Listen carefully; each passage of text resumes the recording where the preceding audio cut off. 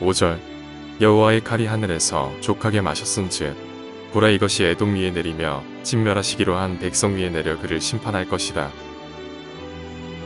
16절 너희는 여호와의 책에서 찾아 읽어보라. 이것들 가운데서 빠진 것이 하나도 없고 제짝이 없는 것이 없으리니 이는 여호와의 입이 이를 명령하셨고 그의 영이 이것들을 모으셨습니다. 이 시간 우리 이사야 34장의 말씀을 함께 나눌 수 있기를 원합니다. 우리는 삶을 살아가면서 이제 그 생존이라는 단어에 매일 때가 있습니다. 그래서 먹고 사는 문제, 특히 이제 내가 어떻게 살아가고 어떻게 잘 살 것인가 그런 이제 생존의 문제에 우리는 부딪히게 됩니다. 그거는 사실 어른들뿐만이 아니라 이제 청년들도 마찬가지고 청소년도 마찬가지고 어린이들도 마찬가지라고 생각이 됩니다. 물론 이제 어린이들은 부모님들이 보호해 준다라고 생각할 수 있지만 그들 나름대로 그들의 사회에서 생존을 위해 살아가는 그런 부분들이 있거든요. 그런데 우리가 이 생존이라는 단어에 매이게 되면서 이런 이제 부분을 가지게 됩니다. 무엇이냐면 교회가 세상을 두려워할 것인가 아니면 세상이 교회를 두려워할 것인가. 우리 스스로는 우리가 세상을 두려워하고 있는가 아니면 세상이 교회인 나를 두려워하고 있는가. 우리가 이 부분들을 조금 생각하면서 이 이사야 34장의 얘기를 나눠볼 수 있기를 원합니다. 이 이사야 34장은 하나님이 이 심판에 대한 얘기를 하고 있습니다. 누구를 심판하는지 그거를 우리는 그 모습을 보면 우리는 어떤 마음을 가져야 되는지 함께 나눠볼 수 있기를 원하는데요. 1절을 보면 이렇게 진행이 됩니다. 열국이여 너희는 나와 들을지어다 민족들이여 귀를 기울일지어다 땅과 땅에 충만한 것 세계와 세계에서 나는 모든 것이여 들을지어다 라고 하면서 하나님은 열국 이제 모든 세계에게 나와서 들으라고 얘기를 합니다. 그러면서 지금 하나님이 무언가 말씀하고자 하신다라는 것을 알려주고 있는 것이죠. 그러면서 2절을 보면요. 대저 여호와께서 열방을 향하여 진노하시며 그들의 만군을 향하여 분내사 그들을 진멸하시며 살육당하게 하셨은즉 즉 하나님께서 열방을 향해 진노하셨다라고 얘기를 합니다. 분노하셨다라고 얘기를 해요. 그러면서 분노의 그 결과가 진멸로 나타나고 살육으로 드러내게 된다라고 그렇게 얘기합니다. 그래서 그 살육당한 자는 내던진 바가 되고 그 사체 즉 그 사체는 악취가 솟아오르고 그 피에 산들이 녹을 것이라고 얘기하는 것이죠. 그 얘기는 하나님의 심판으로 인해서 단순히 괴로움을 받는 것이 아니라 죽음을 맞이하게 된다라는 것을 얘기합니다. 그러면서 그 하나님의 심판이 누구에게 임하는가가 중요하지 않습니까? 우리 5절을 보면은 이렇게 얘기하는 것이죠. 여호와의 칼이 하늘에서 족하게 마셨은즉 보라 이것이 에돔 위에 내리며 진멸하시기로 한 백성 위에 내려 그를 심판할 것이라. 여호와의 칼이 하늘에서 족하게 마셨은즉이라는 것은 하나님이 심판을 하고자 결정을 내리셨다라는 겁니다. 그런데 놀라운 것은 그 심판의 대상이 누구인가? 에돔이라는 것이죠. 그러면은 에돔이 누구길래 하나님이 이렇게 심판을 하고자 하시는가? 에돔은 그 하나님이 이스라엘에게 주신 그 가나안 땅 옆에 있는 그런 이제 나라입니다. 그런데 에돔이라는 나라가 가지고 있었던 특징이 뭐냐면 틈만 나면 이스라엘을 침범하려고 했어요. 틈만 나면 이스라엘을 공격하려고 했고 기회만 생기면 자기들이 그 땅을 먹으려고 했었던 그런 모습이 에돔 가운데 있었습니다. 그리고 에돔이 또 어떤 모습을 가졌냐면요. 이스라엘이 안 되는 모습, 이스라엘이 어려움을 겪을 때마다 에돔이 어떤 자세를 취했냐면 기뻐했거든요. 그러니까 누군가 잘못되는 걸 보면서 기뻐했다라는 거예요. 특히 하나님의 백성이 잘못된 걸 보면서 너무 좋아했고 기뻐했던 민족이 이 에돔 족속들이었습니다. 그래서 하나님은 그 하나님의 백성을 대적하는 자들을 지금 심판하겠다라고 얘기하는 것이죠. 그러면서 오늘 이 내용이 그 심판에 대한 내용이 기록된 부분인데요. 그래서 여호와의 칼이 그 곧 어린 양의 염소의 피에 만족하고 기름 곧 순약의 콩팥 기름으로 윤택하니 이는 여호와를 위한 희생이 보스라에게 있고 큰 살육이 에돔 땅에 있음이라 라고 그렇게 얘기를 하는 것입니다. 그런데 중요한 것은 우리가 조금 더 봐야 되는 것은 이것은 단지 에돔에게만 해당되는 것이 아니라 이 땅에도 하나님의 백성들을 위협하는 그런 하나님의 대적들에게도 임한다라는 것을 우리가 기억해야 된다라는 것이죠. 그래서 하나님이 그들을 심판할 때 어떻게 되는가? 9절을 보면은요. 에돔의 시내들은 변하여 역청이 되고 그 티끌은 유황이 되고 그 땅은 불붙는 역청이 되며 그렇게 이야기를 합니다. 그러면서 11절에 당아새와 고슴도치가 그 땅을 차지하며 부엉이와 까마귀가 거기에 살 것이라. 여호와께서 그 위에 혼란의 줄과 공허의 추를 들이우실 것인즉. 그 얘기는 하나님의 백성을 대적했던 그 사람들에게 그 땅 가운데 혼란의 줄을 던지고 공허의 줄을 들이운다라고 얘기를 합니다. 우리가 이 땅 가운데 살아갈 때 혼란이 임하면 참 어렵지 않습니까? 혼란이라는 게 뭡니까? 내가 어느 길로 가야 될지 모른다라는 것이죠. 이정표가 사라진다라는 거예요.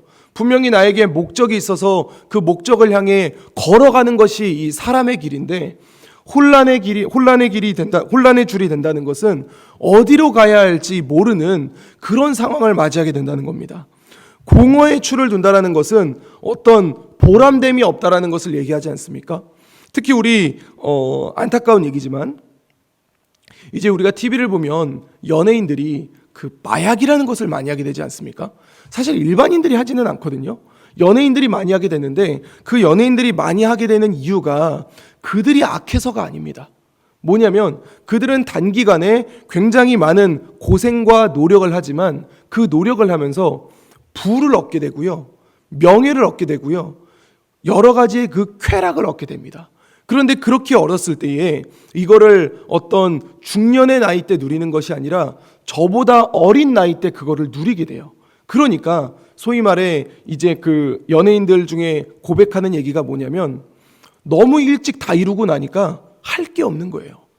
뭘 하더라도 보람됨이 없다라는 것이죠. 그러다 보니까 그들이 결국 그 공허함을 참아내지 못하고 결국은 그 약에 취하거나 아니면 자살을 해버리게 되는 그런 경우가 일어난다는 거거든요. 지금 공허의 추가 그들에게 드리워진다는 것은 그들의 삶에 있어서 아무런 보람됨이 없음을 하나님이 내리시겠다라는 겁니다. 그래서 12절을 보면 그들이 국가를 이으려, 그러니까 자기의 그 나라를 이어가기 위해서 귀인들을 부르지만 아무도 없고 이 모든 방백도 없게 된다라는 것을 얘기합니다. 그 궁궐에는 가시나무가 나며 그 견고한 성에는 엉겅퀴와 새품이 자라서라고 얘기를 하는데 우리가 이거를 언제 볼 수 있냐면 창세기에서 그 아담과 하와가 선악과를 따먹고 하나님과의 관계가 파괴되지 않습니까? 그런데 거기서 하나님과 사람의 관계가 파괴되고 사람과 사람의 관계가 파괴되고 그리고 또 한 가지는 하나님이 지으신 땅과 사람이 파괴되거든요. 그때 이제 땅에 뭐가 나냐면 가시나무와 엉겅퀴가 났다라고 얘기를 합니다. 그 얘기는 이제 에돔 땅이 이제 파괴된다라는 것을 그렇게 얘기하고 있는 것이죠. 그러면서 오늘 본문 마지막인 16절과 17절을 보면 너희는 여호와의 책에서 찾아 읽어보라. 이것들 가운데서 빠진 것이 하나도 없고 제짝이 없는 것이 없으리니 이는 여호와의 입이 이걸 명령하셨고 그의 영이 이것들을 모으셨음이라 라고 이야기를 한다는 것은 반드시 이루어진다라는 것을 얘기하고 있는 것입니다. 사랑하는 성도 여러분, 우리가 이 이사야 34장을 묵상하며 볼 때에 제가 아까 메시지를 이야기하면서 처음에 드렸던 질문을 다시 한번 드려보도록 하겠습니다. 교회가 세상을 두려워해야 하는 것일까요? 아니면 세상이 교회를 두려워해야 되는 것일까요? 교회에는 하나님이 계십니다. 하나님이 그의 백성을 지키시고 그의 백성을 핍박하는 자들에게 반드시 갚아주신다라는 사실을 우리는 마음에 새길 수 있어야 됩니다. 그런데 우리가 가끔 잊는 것이 있습니다. 뭐가 있냐면 이 생존이라는 단어 때문에 세상이 우리를 두려워해야 되는데 우리가 세상을 두려워하고 있다라는 것이죠. 그러면서 우리가 교회가 교회됨을 살려내지 못하고 교회가 교회의 길을 가지 못하는 것이 그게 어쩌면 우리의 삶 속에 놓여져 있는 현실이 아닌가. 우리는 그런 부분들을 돌아보아야 할 줄로 믿습니다. 우리가 이제 신앙의 선배들을 한번 떠올려 보면 우리 신앙의 선배들이 이제 일제의 핍박 속에서 신앙을 지켜가기 위해 굉장히 애썼지 않습니까? 굉장히 애썼고 순교하신 분들도 있고 그리고 그들을 향한 이제 사형 집행하는 날짜가 정해져 있었는데 하나님이 교회를 괴롭혔던 교회를 핍박했던 그 이제 일제 가운데 하나님이 저는 심판하셨다고 보거든요. 그래서 우리가 그 사형 날짜를 앞두고 광복이 일어나서 일제가 이제 돌아가는 역사가 일어났었지 않습니까? 우리는 이 최근의 그런 역사를 우리가 알고 있고 우리가 경험하신 분들도 있습니다. 그럼에도 불구하고 우리는 어쩌면 생존이라는 이름 때문에 우리의 신앙보다는 안전을 택할 때가 있다라는 것이죠. 사랑하는 성도 여러분, 어쩌면 이사야 34장은 우리에게 있어서 우리를 보호하시는 하나님이 옆에 계신다라는 것을 우리가 잊지 말아야 함을 알려주는 그런 본문이라고 저는 생각을 합니다. 우리 마음 가운데 하나님이 계십니다. 우리를 보호하시는 하나님이 계신다라는 겁니다. 그럼에도 불구하고 우리가 그 하나님이 계심에도 불구하고 하나님을 떠나는 것을 두려워하는 것이 아니라 세상 앞에 제대로 살아가지 못함을 두려워한다는 것은 어쩌면 하나님의 역사가 우리 가운데 일어나지 않을 수밖에 없다라는 그 결과를 만들어낸다는 것이죠. 저는 우리 교회 가운데 하나님의 역사가 일어날 수 있기를 간절히 소망합니다. 우리의 삶 가운데, 우리 교회 가운데 하나님의 역사가 일어날 수 있기를 원합니다. 그렇게 일어나기 위해서는 우리의 삶이 어때야 되는지 우리는 기억해야 될 줄로 믿습니다. 우리는 생존 앞에 세상을 두려워하고 있는가? 아니면 우리의 삶 때문에 정말 우리가 신앙으로 살아가는 그 모습 때문에 세상이 우리를 두려워하고 있는가?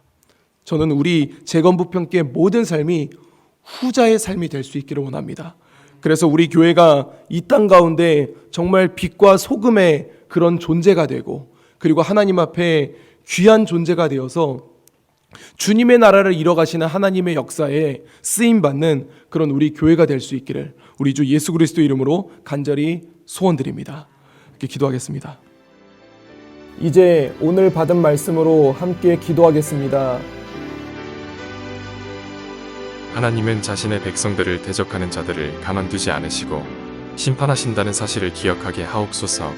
하나님과 함께하는 우리가 세상을 두려워하지 않게 하시고 오히려 세상이 우리 교회를 두려워할 수 있도록 담대함을 가지게 하소서. 함께 기도하겠습니다.